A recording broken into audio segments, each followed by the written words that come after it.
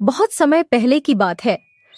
उत्तर दिशा के घने जंगलों में एक पवित्र आश्रम था, जहाँ तपस्वी आर्षि स्थानक अपनी पुत्री कल्याणी के साथ रहते थे।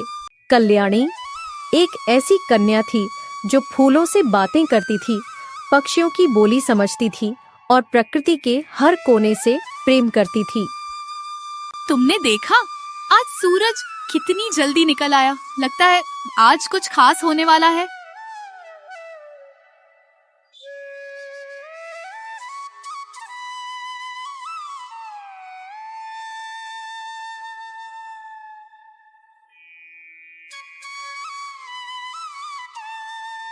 लेकिन कल्याणी के मन में एक रहस्य था, एक अनकहा आकर्षण जो उसे बार बार झील के उस पार वाले गुफा छोर तक खींच लाता।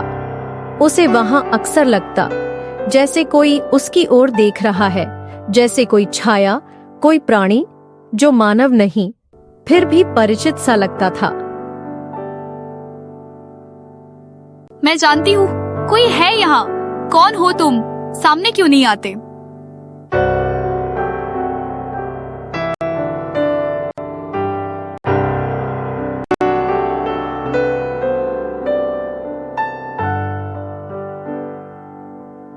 मैं नहुष हूँ, नागलोक का वंशज।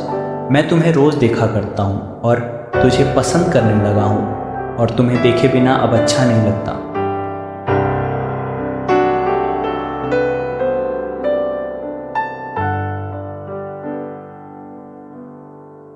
नाग, तुम? लेकिन तुम्हारी आंखों से तो सच में प्यार दिखता है। लेकिन सच में तुम मुझसे प्रेम करते हो?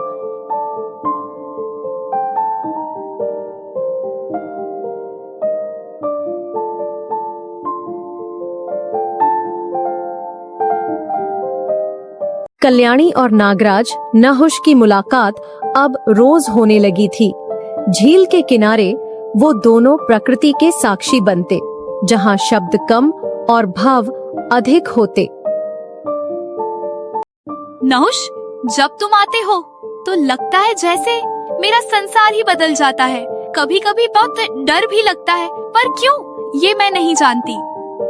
क्योंकि हम दो अलग लोगों के प्राणी हैं। कल्याणी, मैं नाग हूँ और तुम्हारा संसार इस प्रेम को स्वीकार नहीं करेगा।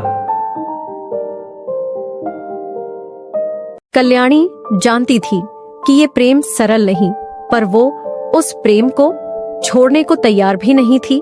हर दिन की भांति उस दिन भी वो झील पर मिलने गई।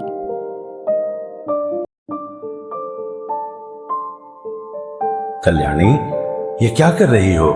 नाग से प्रेम? पिताश्री, ये प्रेम है, इसमें अधर्म कहाँ है?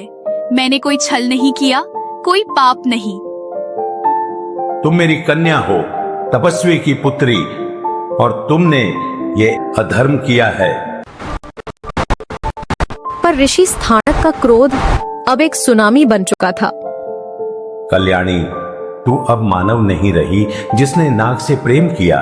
वो अब शिला बनकर यहीं इस झील के किनारे पड़ी रहेगी, जब तक कोई तेरी आत्मा को पहचान कर तुझे मुक्ति ना दे। पिताश्री, नहीं नहीं पिताश्री, मुझे ऐसा श्राप मत दीजिए।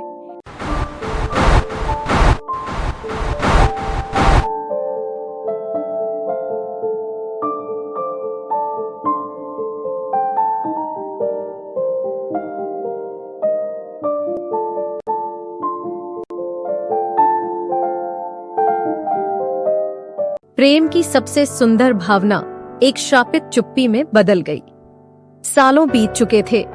कल्याणी अब एक पत्थर के रूप में उसी झील के किनारे पड़ी थी। उसकी आत्मा की एक धीमी पुकार जंगल में गूंज जाती थी और उसी पुकार की ओर खींचता चला आ रहा था। आरब, ये जगह इतनी शांत क्यों है? जैसे कोई मुझे बुला रहा हो। मैं बस चलता चला आ रहा हूँ। आरब कोई साधारण युवक नहीं था। वो जन्म से ही अलौकिक स्वप्न देखता था। एक लड़की जो चट्टान सी जमी होती, मगर आंखों में आंसू होते। यही वो जगह है, वही झील, वही पेड़ और वही पत्थर। आरब जैसे ही उस पत्थर के पास पहुंचा, एक धीमी करुण पुकार उसके कानों में गूंजी। कौन हो? क्या तुम मुझे सुन सकते हो? ये कौन? किसने पुकारा? क्या ये पत्थर बोल रहा है? कल्याणी की आत्मा वर्षों से मौन थी, पर आरब की उपस्थिति से उसमें हलचल होने लगी।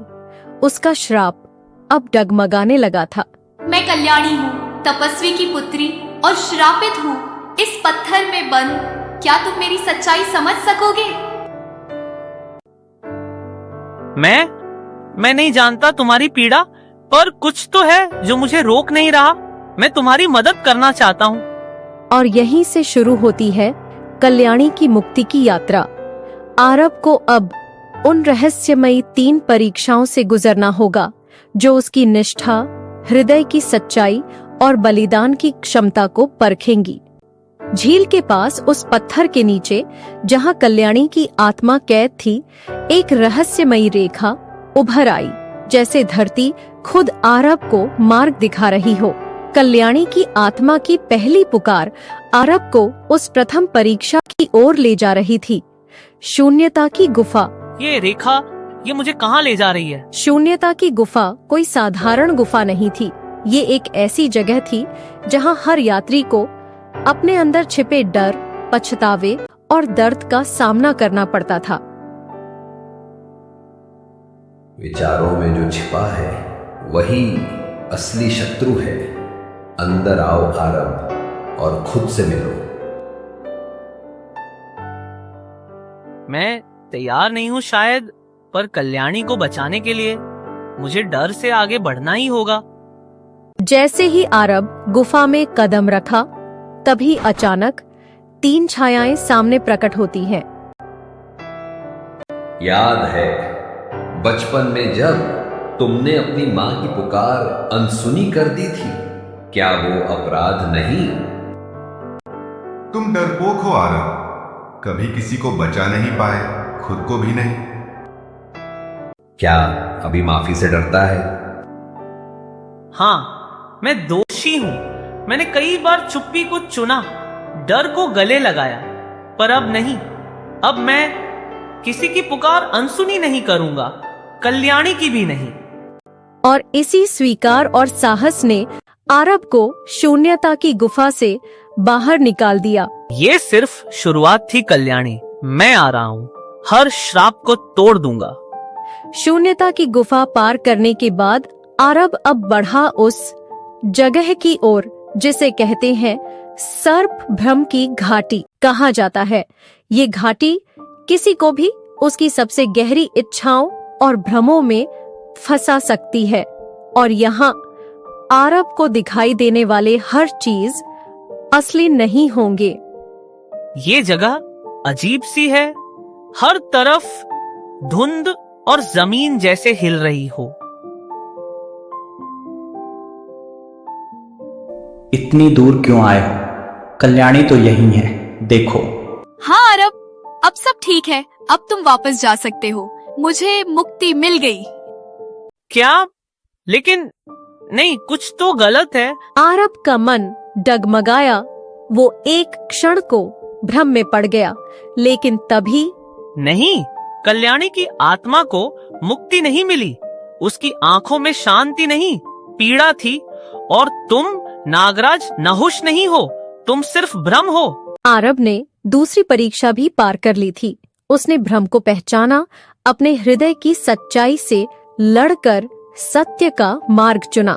कल्याणी, बस एक परीक्षा और, मैं तुम्हें इस श्राप से मुक्त करूंगा, किसी भी कीमत पर। आरब अब पहुंच चुका था अपनी यात्रा की अंतिम मंजिल पर, जहां थी बलिदान की अग्नि।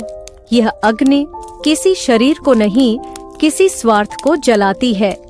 यह अग्नि परखती है प्रेम में त्याग कितना है और पाने की लालसा कितनी। क्या तुम सच में कल्याणी को प्रेम करते हो, या बस उसकी सुंदरता, उसकी पीड़ा ने तुम्हें आकर्षित किया? यदि उसे मुक्ति देने का अर्थ है उसे हमेशा के लिए खो देना, क्या तब भी तुम तैयार हो? मैं कल्याणी से प्रेम करता हूँ और अगर उसकी मुक्ति में मेरा अंत भी आता है तो मैं तैयार हूँ। प्रेम अधिकार नहीं, बलिदान है। तुम्हें खुद को उस अग्नि में समर्पित करना होगा जहां शरीर नहीं, हर इच्छा भस्म होगी। आरव ने आंखें बंद की और अग्नि कुंड में कूद गया, बिना किसी हिचक, बिना किसी डर के। अग्नि ने आरव का शरीर नहीं जलाया, बल्कि उसकी आत्मा को शुद्ध किया, और उसी क्षण कल्याणी, वर्षों से श्रापित वह आत्मा, फिर से मनुष्य रूप में प्रकट हुई। आरव, तुमने मुझे मुक्त कर दिया? नहीं कल्याणी, तुमने मुझे मुक्त किया। मुझ में वो सच्चा प्रेम जागा जो मैं खुद नहीं पहचानता था। दो आत्माएं, एक श्रापित और एक खोजती हुई, आज एक हो गई। प्रेम ने आज एक बार फिर श्राप को पराजित किया।